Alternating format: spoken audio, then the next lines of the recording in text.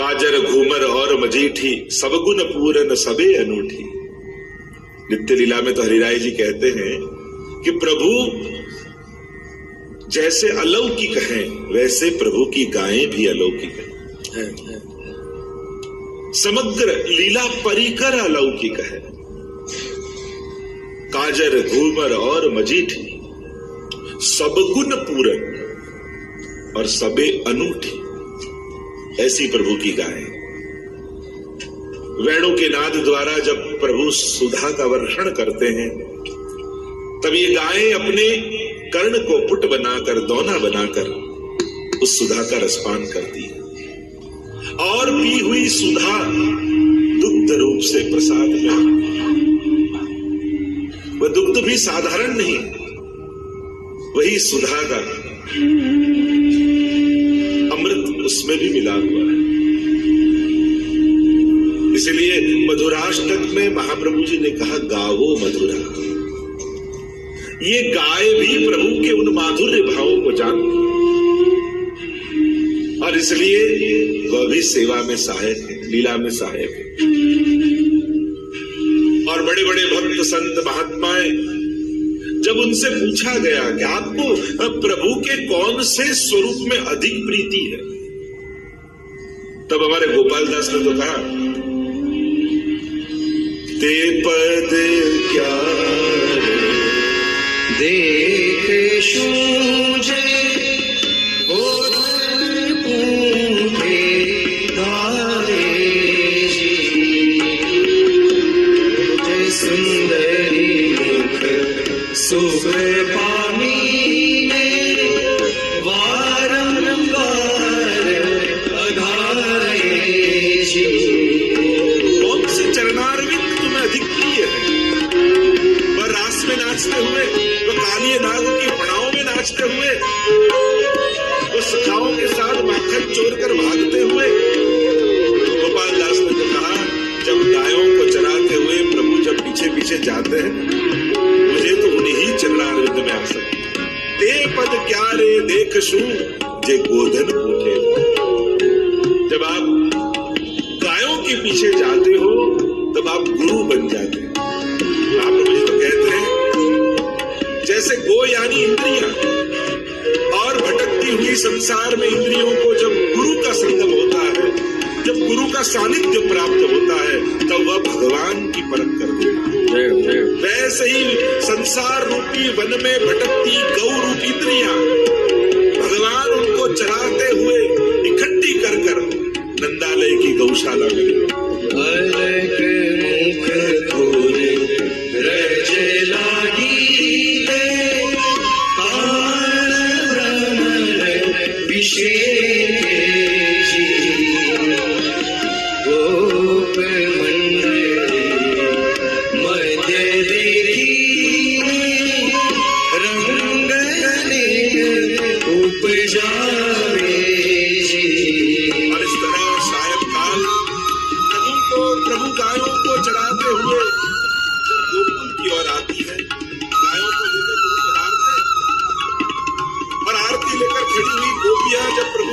निहारती है और पलक बंद हो जाए तो जड़ उदीक्षताम पक्ष्मकृतृषाम, तो ब्रह्मा जी को भी जड़ कह देती। आ देवताओं में पापण होती नहीं कि पलकारा मारे, पर भगवत दर्शन की इच्छा है क्या हो? हमारी अंदर इच्छा आपी तो आ पापण के मापी, क्योंकि जब आ पापण बंद था ત્યારે એટલો સમય પણ અમને એમ લાગે ત્રુટીર યુગાયતે ત્વામ પશ્યતા, જાણે યુગ વીતી ગયો હોય એવો તાપ અમને થાય। તો આ ગાયો અલૌકિક છે, ગાયોનું દુગ્ધ અલૌકિક છે। નિત્યલીલા में तो कहा, तोरी को पे परम रसाला, 7 घूंट भर पीजे लाला। આ ગાય છે ને જે સુધાનું શ્રવણ કરે છે અને દુગ્ધ જ્યારે આપે છે ત્યારે એ દુગ્ધ પણ સુધારૂપ છે, પ્રેમ રૂપ છે।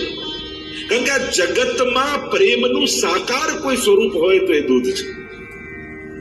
क्योंकि जब एक स्त्री मां बनती है तब उसका वात्सल्य दुग्ध बनकर साकार हो जाता है। प्रेमनी ક્યાંય ન હોય, પણ પ્રેમનું સાકાર या મૂર્તિમંત રૂપ જોવું હોય તે દુગ્ધ છે. वह वात्सल्य का मूर्तिमंत रूप है और इसीलिए ये प्रेम रूप है. तो धौरी कोपय परम रसाला. आप कटोरी में दूध प्रभु को धरते हो ना, तो प्रभु सीधे नहीं पी जाते, 7 घूंट भर पीजे, 7 घूंट भर के पीते हैं. और आचार्यों ने, टीकाकारों ने कहा ये 7 घूंट प्रभु पीते हैं क्योंकि प्रभु का स्वीकारना वो भी एक प्रकार का दान होता है. आप जो भाव की सामग्री धरते हो, जो भाव की वस्तु प्रभु को अंगीकार कराते हो, उस वस्तु को स्वीकार करके प्रभु उस भाव का दान आपको करते हैं. जैसे झारी जी भरकर प्रभु के पास पधराई, आपने यमुना जी का प्रभु को अंगीकार कराया तो यमुना जी प्रसन्न होते हैं. तुमने मेरा भगवत संबंध कराया, मैं तुम्हें आशीर्वाद देती हूँ, जो सुख मुझे मिला है वो सुख तुम्हें भी प्राप्त है. आप जब फूलों की माला बनाकर प्रभु को अंगीकार कराते हैं तब ये पुष्प रूप ब्रजभक्त प्रसन्न हो जाते हैं और वो प्रसन्न होते हैं कि तुमने मेरा भगवत संबंध कराया, हम तुम्हें आशीर्वाद देते हैं, जो सुख हमें मिला है वो सुख तुम्हें भी प्राप्त है. और इसीलिए हमारे यहाँ सामग्रियों के भाव, वस्त्रों के भाव, क्योंकि वस्तु का अंगीकार कराकर प्रभु के उन आशीर्वाद, उन व्रज भक्तों के उन आशीर्वाद का ग्रहण किया जाता है.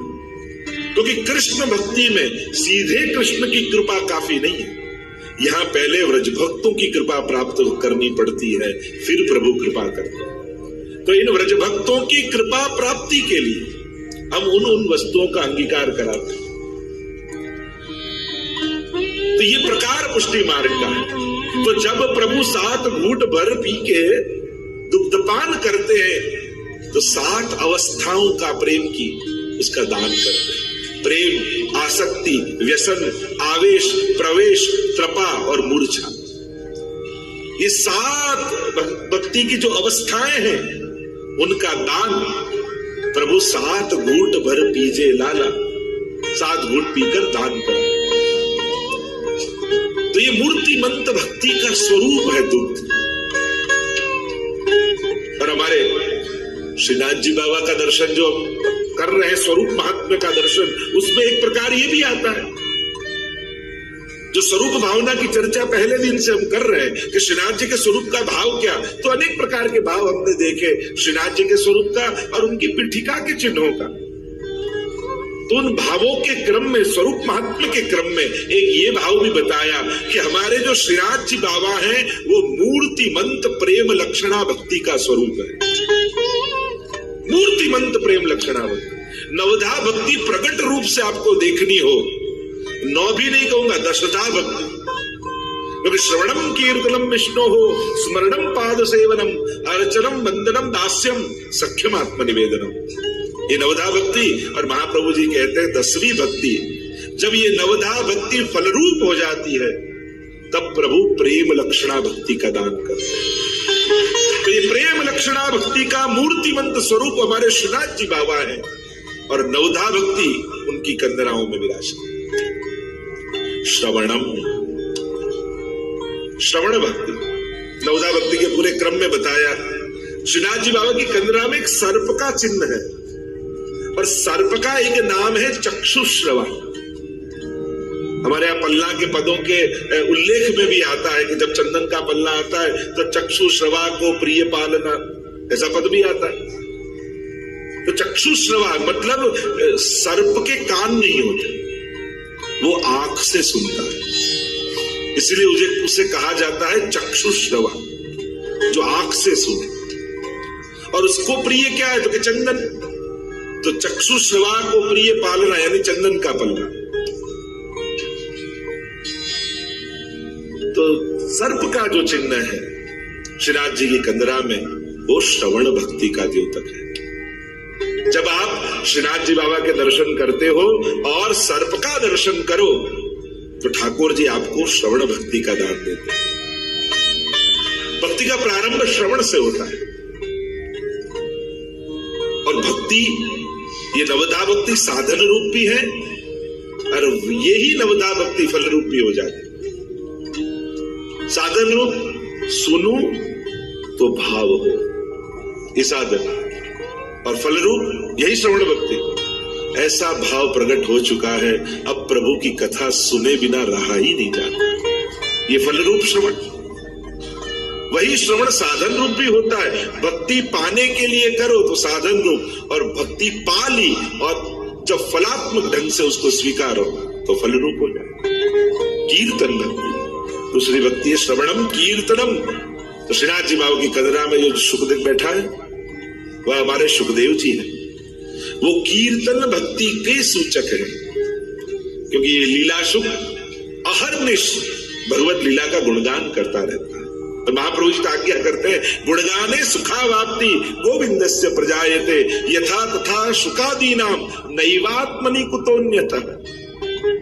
गुणगान में जो सुख है वो निर्गुण ब्रह्म की उपासना में लगे हुए सुखदेव आदि को भी वो आनंद अनुभव नहीं होता, क्योंकि आनंद अनुभव होगा कैसे? वो तो निर्गुण उपासना में लगे हैं, जहां कोई रंग नहीं है, आकार नहीं है, स्वरूप नहीं है, कुछ नहीं है, वो आनंद कैसे दे पाएगा? तो गुणगान में जो सुख है, इसलिए वह सुख वो कीर्तन भक्ति का सूचक है। जब वह सुखदेव के सुख के दर्शन आप करो तब वह कीर्तन भक्ति की कृपा आप पर करते हैं। श्रवणम कीर्तनम विष्णु हो स्मरणम। जो मुनि बैठे हैं कंदरा में, वह तीनों मुनि वो स्मरण भक्ति के सूचक है। वो अहर्निश ठाकुर जी की कंदरा में बैठे बैठे प्रभु की लीलाओं का स्मरण करते रहते। देखो, एक है जप और दूसरा है स्मरण, दोनों अलग चीज। करवू पड़े एनु नाम जप, अरे थया करे एनु नाम स्मरण। जो सहज स्नेह से प्रकट हो उसे स्मरण कहते हैं। जपમાં સંખ્યાનું મહત્વ છે, જપમાં સ્થાનનું મહત્વ છે, જપમાં માળાનું મહત્વ છે। ઘણી વાર આપણે એમ કે ગણવાનું શું હોય, ભાવ હોય ત્યાં સુધી કરો, ના, પણ જપમાં આ બધું જ વિધાન પાળવું પડે, ત્યારે જઈને મંત્ર ફલિત થાય, અને ફલિત થાય ત્યારે સ્મરણ બને। જપ ફલરૂપ થઈ જાય ત્યારે સ્મરણનું રૂપ લઈ લે। સહજ સ્નેહને કારણે જે શુદ્ધિ થયા કરે એનું નામ સ્મરણ। तो स्मरण में संख्या का महत्व नहीं होता और वहां प्रयास भी नहीं होता याद करने का। सहज प्रेम के कारण जो प्रकट होता है वो स्मरण। એટલા માટે જપ જ્યારે કરો ત્યારે સંખ્યાની મહત્તા છે, સ્થાનની મહત્તા છે, માળાની મહત્તા છે, પવિત્રતાની મહત્તા છે। આ બધા વિધાનો પાળવા, કેમ કે આપણા સમાજને સૌથી મોટું નુકસાન કોઈએ પહોંચાડ્યું તો આ એક વાક્ય પહોંચાડ્યું કે ભગવાન તો ભાવના ભૂખ્યા, જે કરો એ ચાલે। આ વાક્ય એટલું મોટું નુકસાન આપણા હિન્દુ ધર્મને પહોંચાડ્યું છે कि हम सभी विधि विधानों को छोड़ देते। ये वाक्य के कारण सभी छूट ले लेते। भगवान तो भावना भूख्या, और ये कहकर हम सबसे छूट जाते हैं। तो जो बात कर रहे थे स्मरण भक्ति, ये मुनि जो है उस स्मरण भक्ति के दूसरे दो नवदा भक्ति ठाकुर जी की कंदरा में। श्रवणम कीर्तनम विष्णु स्मरणम पाद सेवनम। आगे मेष का चिन्ह है घेटू, અને ઘેટાનો સ્વભાવ જો શું હોય, એકની પાછળ બીજું, એ પગ જ જુએ, એ રસ્તો ન જુએ, એ આજુબાજુ ન જુએ। जब मेष घेटू चालतू है तो सामे वाला पग जोईने चाले, ये पाद सेवन भक्ति नो सूचक है। ये चरणारविंद की भक्ति का, इसलिए नवदा भक्ति में पाद सेवन भक्ति भी है कि भक्त जब दास भाव को प्राप्त होता है फिर चरण के अलावा और कुछ, जैसे चरण कमल वंदो हरिराई, जाकी कृपा पंगु गिरि लंगे, अंधे को सब कुछ दर्शाई, बहरो सुने मुख पुनि बोले, और रंग चले शिर छत्र धराए। चरण की वंदना, और चरण की वंदना हर जगह, गोपी गीत में भी गोपियां कहती हैं प्रणत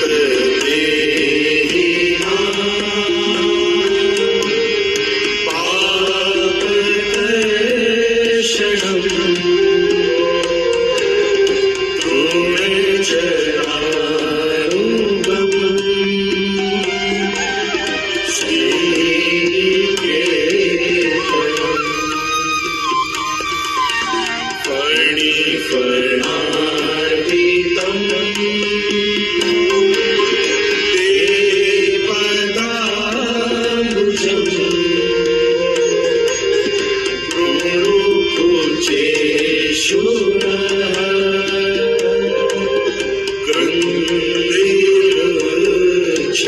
पुकारो मेरे साथ, ओ श्रीनाथ जी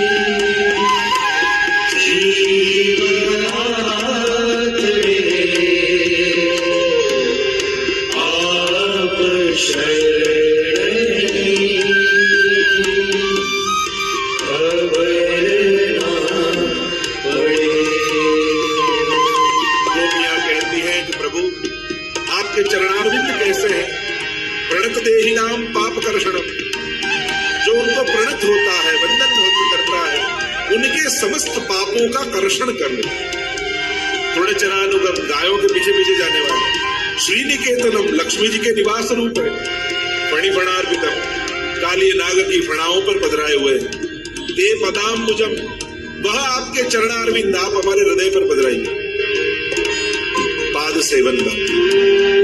और इसीलिए प्रत्येक वैष्णव को अपने घर में विराजते ठाकुर जी के रोज चरण स्पर्श अवश्य करने चाहिए, वंदन अवश्य करने चाहिए, दंडवत करो, चरण स्पर्श करो। पाद सेवन भी भक्ति है, मेष का जो चिन्ह है वह पाद सेवन भक्ति का द्योतक है। और पाद सेवन के लिए, चरण कमल के लिए तो बहुत बहुत बहुत हरेक पुराणों में, हरेक ग्रंथों में गाथाएं गाई। हम तो श्रीनाथ जी बाबा के चिन्हों का दर्शन कर रहे हैं, तो जो पाद सेवन भक्ति, श्रवणम कीर्तनम विष्णु हो, स्मरणम पाद सेवनम अर्चनम, जो मयूर है गिरिराज श्रीनाथ जी की कंदरा में, वो अर्चन भक्ति जो है उसका समर्पण करो। मयूर क्या करता है, उसके पास जो श्रेष्ठतम वस्तु है और वो है उसका पीछ, पक्ष, बरहा पीड़म नटवर वपुः कर्णयो कर्णिकारम बिभ्रद्वांसः कनक कपीशम वै जयंतीम चमा। बरहा पीड़म, बरहा यानी मयूर, पीड़म यानी पक्ष, पीछा। मयूर उसके पास जो उत्तम में उत्तम वस्तु है वह प्रभु को धर देता है। ये अर्चन है, उत्तम पदार्थों का समर्पण करके अर्चना करो प्रभु। सेवा में આપણા સામર્થ્યમાં જે ઉત્તમમાં ઉત્તમ આવતું હોય એ પ્રભુને અંગીકાર કરાવો। ઘણી વાર લોકોને જોયા છે, આ ક્યારની વસ્તુ પડી છે, કામની ના હોય મંદિરે પધરાઈ આવો। જે કોઈના કામની નહીં એ ભગવાનના કામમાં આવે ત્યારે કેવું પડે કે તારું એવું જ લાગે છે।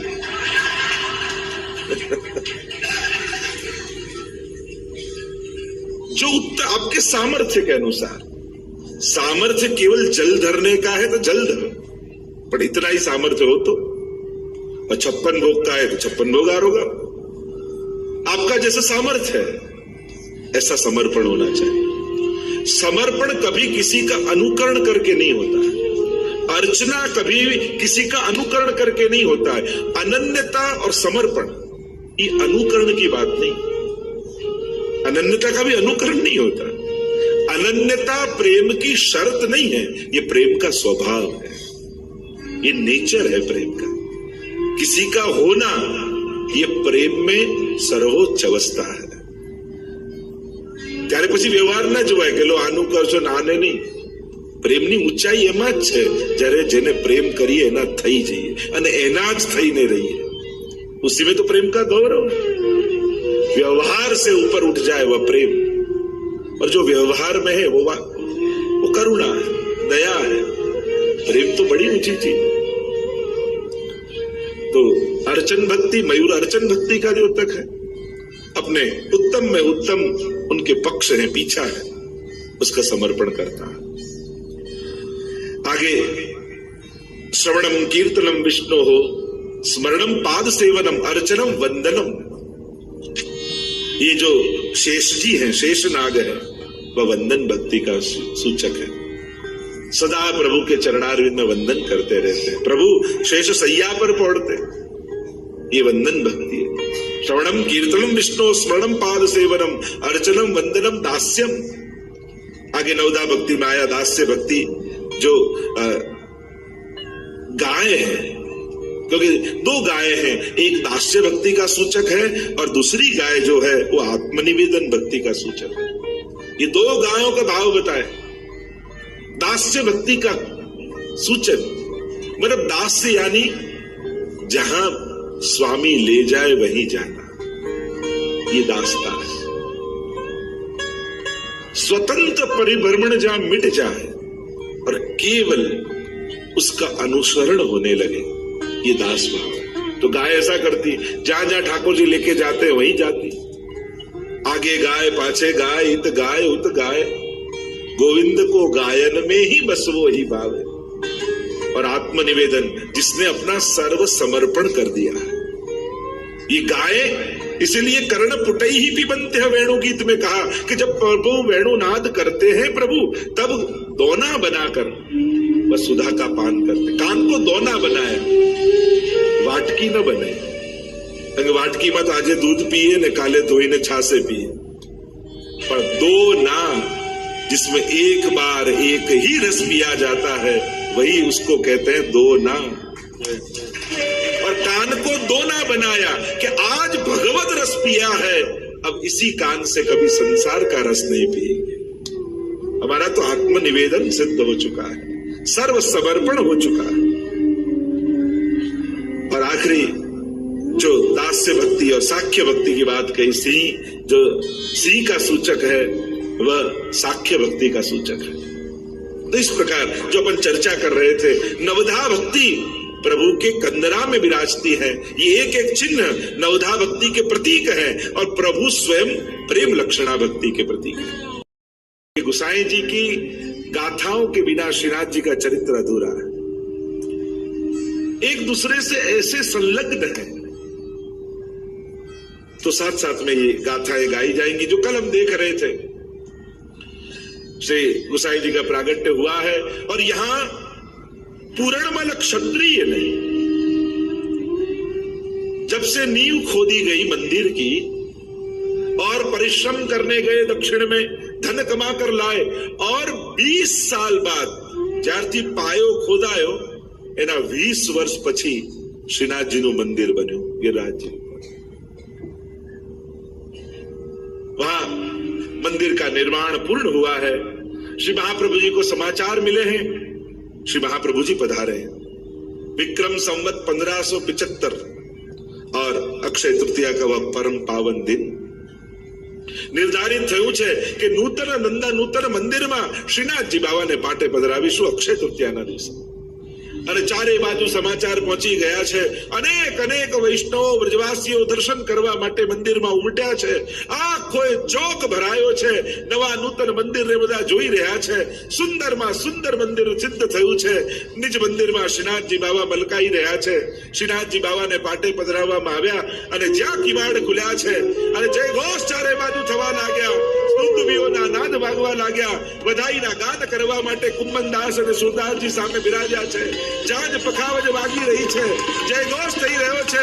બધાઈ को દિનની को आज, બધાઈ ના ગાન, बधाई को दिननी को आज, बधाई को दिननी को। बजावट बज रही है, जान बज रही है, बंदर वाद्य बज रहे हैं।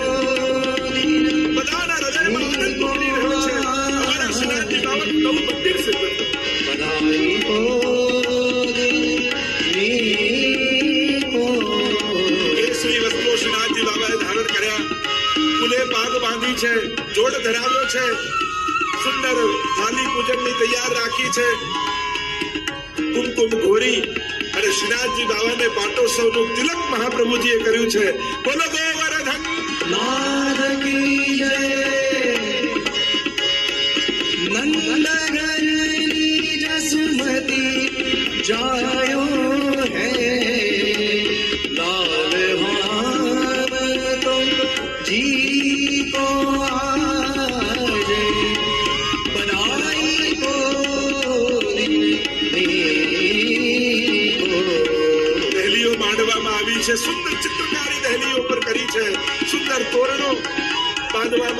છે, મંગલ સૂચક બધા જ અંગો ચિહ્નો દેખાઈ રહ્યા છે. લાલ ઉપરણો ધરાવ્યો છે પાટોત્સવનો. સુંદર કમલપત્ર શ્રીનાથજી બાબાના મુખ પર કરવામાં આવ્યા છે. શ્રીફળ લઈને ભેટ ધરી છે. કુમકુમની થાળ ગોળી મહાપ્રભુજીએ હાથ લઈને થાપા લગાવ્યા મંદિરમાં. બધા જ મંગલ સૂચક ચિહ્નો કરવામાં આવ્યા છે. બધાના હૃદય હરખાઈ રહ્યા છે. અને ક્યાંક દૂર ખૂણે ઉભા પૂરણબલ ક્ષત્રિય છેલ્લે ભીડની ઉભા છે ખૂણામાં. બે હાથ જોડી શ્રીનાથજી બાબાના દર્શન કરી રહ્યા છે. અને આંખમાંથી અશ્રુની ધારા ચાલી રહી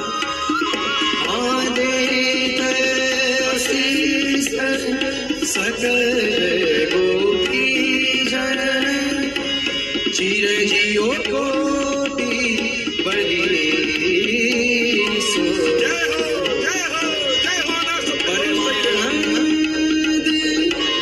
दास को ठाकुर परमानंद दास को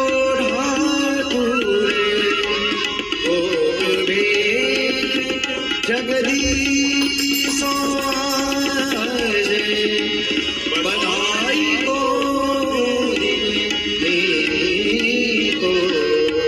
હજારોની ભીડ ઉમટી છે.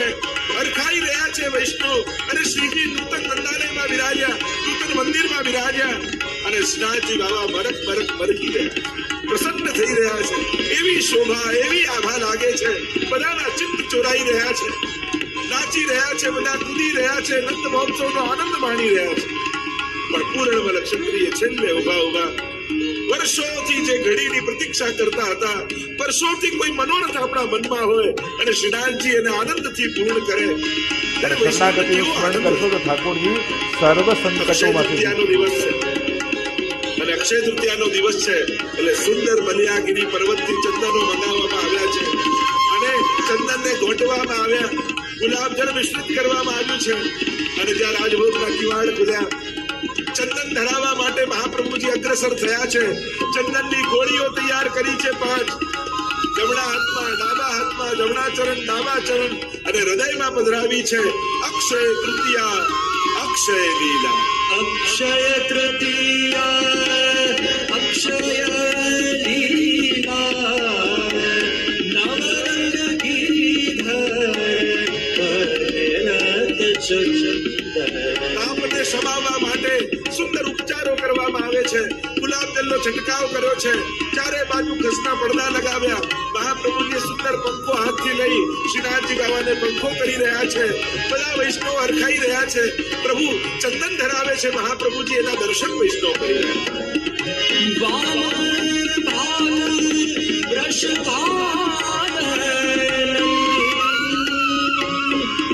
बीच चित्र किए नववंदन नवरंग गिरिधर भरत चंदन. અને આટલી ભીડમાં મહાપ્રભુજીની દ્રષ્ટિ પડી પૂરણબલ ક્ષત્રિય. આંખો જેની છલકાઈ રહી છે પ્રેમાશ્રુ. મહાપ્રભુજી બોલાવે, પૂરણબલ અહીંયા. બહાર આવીને નિજ મંદિરે ઉભા રહ્યા. જયરાજ, શું છે? પૂરણમલ, આજે તારો મનોરથ પૂરો થવા જઈ રહ્યો છે. હા પ્રભુ, આ આપની કૃપા છે. આપની કૃપાથી શ્રીનાથજી બાબાએ મારો મનોરથ આનંદપૂર્વક પૂર્ણ કર્યો છે. હવે તારા મનમાં કોઈ મનોરથ છે? જયરાજ, ક્ષમા કરજો. અધિકાર નથી છતાંય મનના મનોરથને રોકી શકતો નથી. મહાપ્રભુજી કે બોલો પૂરણબલ, મનમાં શું ભાવ? જ્યારે આપ ચંદન ધરાવતા હતા અને શ્રીનાથજી બાબાના રૂવાણા શીતલ થતા હતા, રોમ શીતલ થતા, અને એક ક્ષણે એ દર્શન કરીને મનમાં મનોરથ થયો જયરાજ કે જો આપ કૃપા કરો તો આ ચંદન ધરાવવાનો લાભ મને મળે. મહાપ્રભુજીએ કહ્યું, તે તો બહુ મોટી સેવા ઠાકોરજીની કરી છે. કરો કિવાડ બંધ. અને દ્વાર બંધ કરવામાં આવ્યા. અપ્રસ કર પૂરણબલ. અપ્રસ કરીને આવ્યા છે પૂરણમલ ક્ષત્રિય. મહાપ્રભુજી કે આજે અમે ખૂબ પ્રસન્ન છીએ. બધી મર્યાદાઓ મૂકો. આજે શ્રીનાથજી બાબા તારા હાથે ચંદન અંગીકાર કરવા તત્પર થઈ રહ્યા છે. સોનાના કટોરામાં હાથમાં ચંદન ઘોળવામાં આવ્યું છે અને મહાપ્રભુજી હાથ પકડી પૂરણમલને નિજ મંદિરમાં લાવ્યા છે. લો પૂરણમલ, अपने हाथ श्रीनाथजी बाबा के चरणारविंद में चंदन समर्पित. અને બંને હાથમાં ચંદન લીધા. પૂરણમલની દ્રષ્ટિ શ્રીનાથજી બાબાના મુખારવિંદ પર છે. રોમ રોમ રોમાંચિત થઈ રહ્યા છે. પૂરણમલના આંખમાંથી ચોધાર આંસુ થઈ રહ્યા છે અને મહાપ્રભુજી હાથ પકડ્યો પૂરણમલનો અને શ્રીનાથજી બાબાના બંને ચરણારવિંદ પર મૂકી દીધો. ગદગદિત થઈ ગયા પૂરણમલ. આંખમાંથી ચોધાર આંસુ વહાવતા શ્રીનાથજી બાબાના ચરણને પકડી રાખ્યા છે. આ ચરણ જીવનભર ન છૂટે અને શ્રીનાથજી બાબા ખૂબ પ્રસન્ન થઈ રહ્યા છે. ચરણારવિંદમાં ચંદન સમર્પિત કરી સાષ્ટાંગ દંડવત પ્રણામ પૂરણમલે કર્યા અને એ જ ક્ષણે મહાપ્રભુજીએ શ્રીનાથજી બાબાનું સ્વરૂપ પૂરણમલના હૃદયમાં સ્થાપી દીધું. રોમ રોમ શ્રીનાથજી મય થઈ ગયું અને કહેવાય છે કે પછી પૂરણમલ સદાય માનસીમાં રહે. અખંડ માનસી સિદ્ધ થઈ ગઈ. બસ એક ક્ષણનો રોમાંચ જીવનભરનું ભાથું બની ગયું. ઘણી વાર અમુક ક્ષણો જીવનની એવી હોય, એ ક્ષણો જીવનભર જીવન જીવવાનો એક સહારો બની જતો. એ જે આનંદ હોય, એ જે મધુર સ્મૃતિ હોય, એ એવી હોય કે અંકિત થઈ જાય હૃદય. અને એવી અંકિત થઈ ગઈ. મહાપ્રભુજી એવી કૃપા પૂરણમલ પર કરી કે એના હાથે શ્રીનાથજી બાબાના ચરણનો સ્પર્શ એવી કૃપા મહાપ્રભુજીની થઈ. અખંડ માનસીનું દાન પૂરણમલને આપ્યું. આવા ભગવદી વૈષ્ણવ પૂરણમલ હતા. શ્રીનાથજી બાબાએ આજ્ઞા કરીને એ આજ્ઞાને પૂર્ણ કરવા માટે પોતાના આખા જીવનનું સમર્પણ પૂરણમલે કર્યું. ધને ખૂટ્યું, હાર્યા નહીં, થાક્યા નહીં, નિરાશ થયા નહીં. સેવા કરવામાં કદાચ કોઈ વિપરીત સંજોગ આવે તો એમાં પરીક્ષા નહીં, પણ ઠાકોરજીની કૃપા જ જાણે. પ્રભુ મારા પર કોઈ વિશેષ કૃપા કરવા માંગે છે. અને આવું સુંદર મંદિર સિદ્ધ થયું. શ્રીનાથજી બાબા બિરાજ્યા. ધન્ય ધન્ય થયા પૂરણમલ ક્ષત્રિય અને શ્રીનાથજી બાબા રોમ રોમમાં વ્યાપી ગયા. હવે તો શ્રીનાથજીનું સુંદર નવું મંદિર સિદ્ધ થઈ ગયું. મહાપ્રભુજી કે હવે આથી તો આટલા મોટું મંદિર થયું તો હવે બધી વ્યવસ્થા ઉભી કરો. દરેક પ્રકારની વ્યવસ્થાઓ ગોઠવવાની તૈયારીઓ શરૂ કરી. કોણ સેવા કરશે, કોણ કીર્તન ગાશે, કોણ વ્યવસ્થા કરશે. કુમનદાસ અને સુદાસને કહ્યું કે તમે કીર્તનની સેવા કરજો. મંગળાથી લઈને શયન સુધીનો અષ્ટયામનો સુંદર ક્રમ સિદ્ધ કરવામાં આવ્યો. આપણા ઠાકોરજીનો સેવા ક્રમ રહેશે. રોજ જ્યારે જાગે મંગળા થાય ત્યારથી કીર્તનની શરૂઆત રાગ, ભોગ અને શૃંગાર દ્વારા આખો સેવા ક્રમ નિર્ધારિત કરવામાં આવ્યો. પણ શ્રીનાથજી બાબાના મુખિયાજી કોણ બનશે? રામદાસે કહ્યું કે હવે શ્રીનાથજી બાબાનો વૈભવ વધ્યો છે અને હું જાણું છું મારો અધિકાર અહીંયા સુધી જ હતો. હવે મારો જવાનો સમય થયો છે. આપ હવે બીજા કોઈને સેવા સોંપો. કોણ સેવા કરે? ઘણાને થયું કે અમારાથી અપરાધ થઈ જશે તો અમે તો કાંઈ જાણતા નથી. અને હવે આવો વૈભવ વધ્યો છે. વિચાર કરતા કરતા મનમાં થયું કે સેવા કોણ કરે? તો પછી મહાપ્રભુજીના વિદ્યાગુરુજી હતા માધવાનંદજી. એ ત્યારે જ અભ્યાસ કરાવીને અહીંયા આવીને વસેલા અને મહાપ્રભુજીની કૃપા એમના પર હતી અને એમના હાથે ઠાકોરજીની સેવા થવાની હતી. એટલે પૂર્વથી આવીને અહીંયા રહેવા લાગ્યા. અને ત્યારે મહાપ્રભુજી આજ્ઞા કરી કે માધવાનંદજી આપ ઠાકોરજીની સેવા કરો. ગૌડીય મધ્વ સંપ્રદાયના હતા અને એમને સેવા મળી. વ્યવસ્થા ગોઠવવાની તૈયારી. હવે આમાં અધિકાર પણ કોણ કરે? કૃષ્ણદાસ અધિકારી મહાપ્રભુજીના શરણે આવેલા અને કૃષ્ણદાસને મહાપ્રભુજી આજ્ઞા કરી કે કૃષ્ણદાસ તમે ઠાકોરજીનો આ સમગ્ર કારભાર સંભાળો. તમે આજથી શ્રીનાથજી બાબાના મંદિરના અધિકારી છો અને શ્રીનાથજી બાબાના દરેક પ્રકારના સુખનો વિચાર તમે કરજો. તો કૃષ્ણદાસ અધિકારી બની ગયા. કુમનદાસ સુદાસ કીર્તનની સેવા કરતા અને માધવાનંદજીને ઠાકોરજીની સેવાનો લાભ મળ્યો. અનેક અનેક વૈષ્ણવ મહાપ્રભુજીના શરણે આવ્યા છે. દિવસો વીતી રહ્યા છે. પરમાનંદ દાસજી મહાપ્રભુજીના સેવક થયા. પરમાનંદદાસજી ને ભક્તિ બહુ સહજ હતી ને એટલું સુંદર ગાતા. અને અડેલમાં મહાપ્રભુજીનો મુકામ સામે પ્રયાગમાં સુંદર ત્રિવેણીમાં સંતોના સમાગમ થાય, પરમાનંદદાસજી ગાય અને મહાપ્રભુજીના જલગરિયા, જે કપૂર જલગરિયા હતા, એને કીર્તનમાં બહુ આસક્ત. એટલે સેવામાંથી પહોંચીને રોજ પહોંચી જાય ત્યાં અને કીર્તન સાંભળે, છાના માના જાય. એમને થાય કે મહાપ્રભુને ખબર પડશે તો કે સેવા છોડીને કેમ ગયો.